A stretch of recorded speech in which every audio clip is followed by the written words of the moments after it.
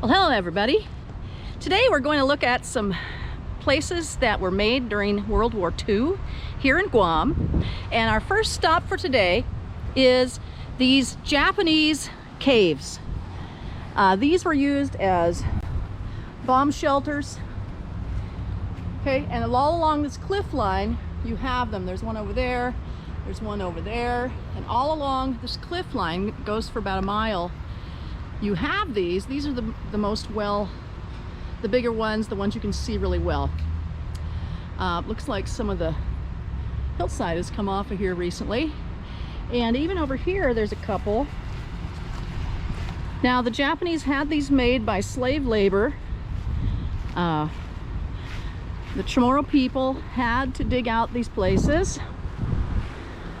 Rhonda's over here exploring this one. Behind those vines is a cave. Rhonda, you in there? Nope, she's not in this one. But I don't really want to go in these because they could be unsafe. What do you see over there, Rhonda? Oh, come in here, look. It's a pretty clear path. You see anything? Big hole, deep in there. I don't want it to fall on me, or I won't go inside. Yeah, so we're not going in. We're just peeking in. Oh, you can actually see in here if you don't get tripped by these vines.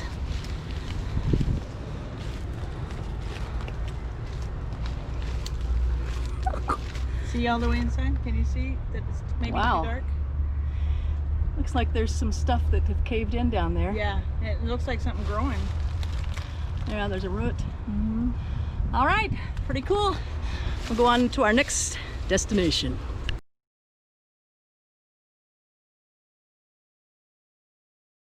Well, we are now in Agana Heights, where there's a memorial to the First Baptist Church in Guam.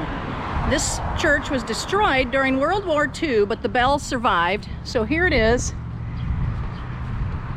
And here's the sign for that.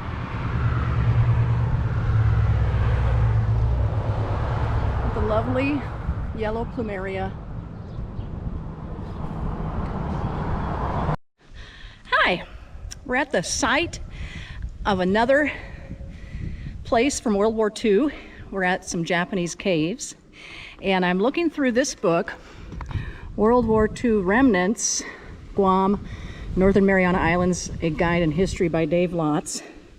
This was made for the 50th anniversary of liberation, which was 1994. So our last place we were looking for, we did not find it. So maybe it's just been over 20 years and it's gone. So this, I'll read from the book what it says about this place. And you can kind of hear the echo from these Japanese caves, but we can't go in. I went in here years ago before this was blocked off. And it doesn't go back far, it just kind of goes to your right and comes out the other side.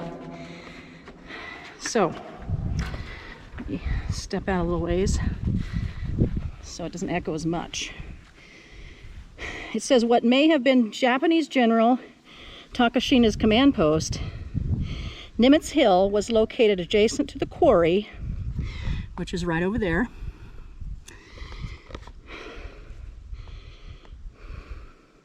July 1944, he was killed by American machine gun fire after leaving the post on July 28th.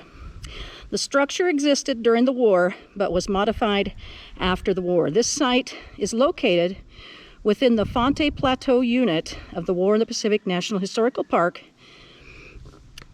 Okay, and we're going to go to another spot in this War in the Pacific National Park in just a little bit. See you there. Hi everyone. We are at the site of a battle. Doesn't look like a battle now, it's all quiet and beautiful. But just right over there, Rhonda is sneaking a peek, and there is a sinkhole over there that's pretty large, several acres, where the Japanese had their last desperate battle at Fonte Plateau against the 9th Marines. during the morning of July 29th, 1944. And many years ago, probably back in the year 2000 or 1999, a friend and I hiked down in there. Looks like Rhonda's going.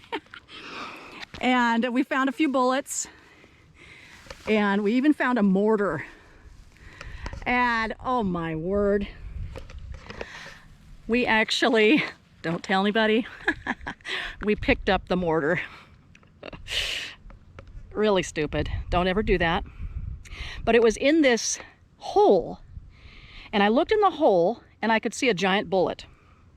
So it was a hollow limestone cavity that was about waist high, or well, shorter, because I could reach down in there.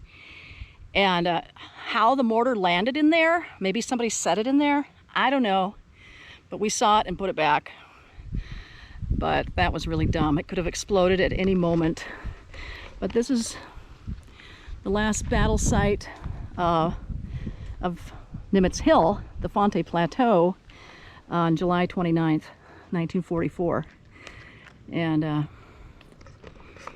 we're here.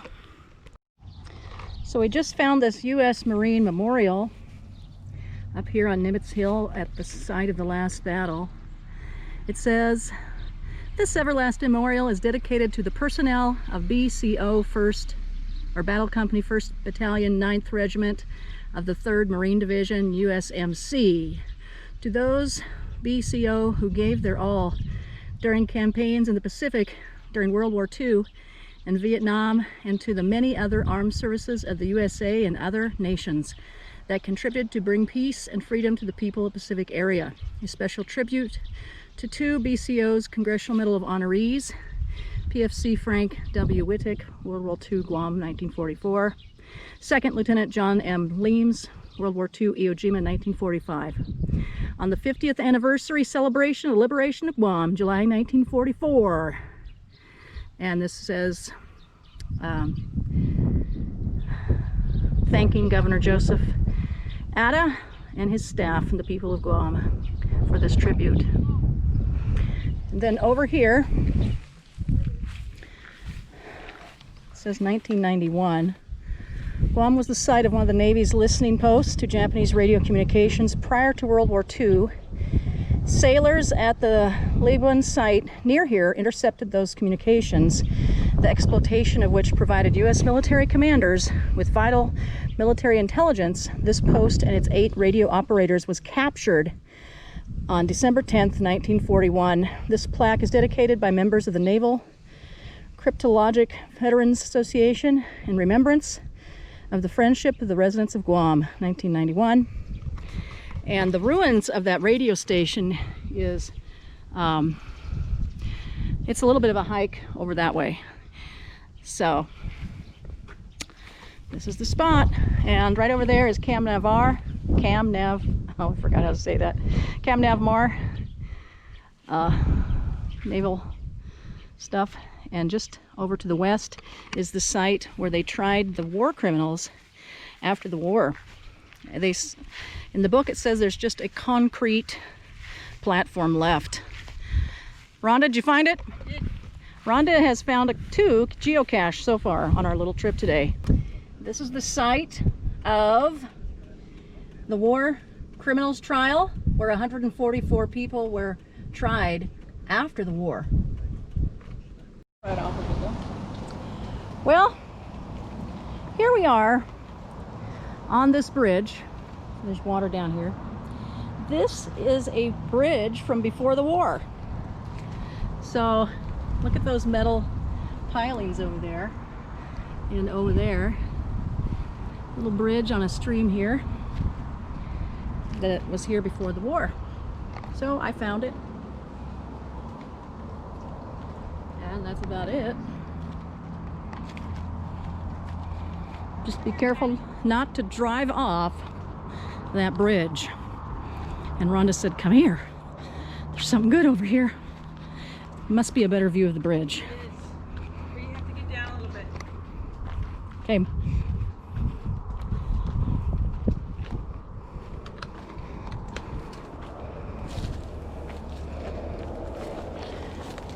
Rhonda?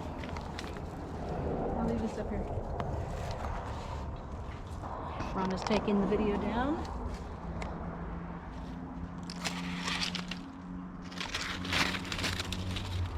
She drops it, she has to go swimming for it. Just kidding, Ron. But I don't have my floaty on today. So that's the pre-war bridge.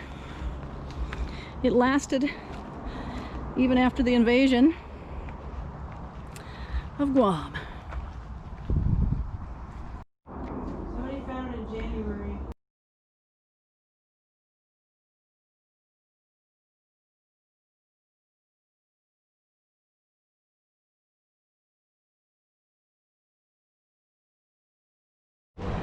This is a memorial for the people that died from this village of Assen during World War II.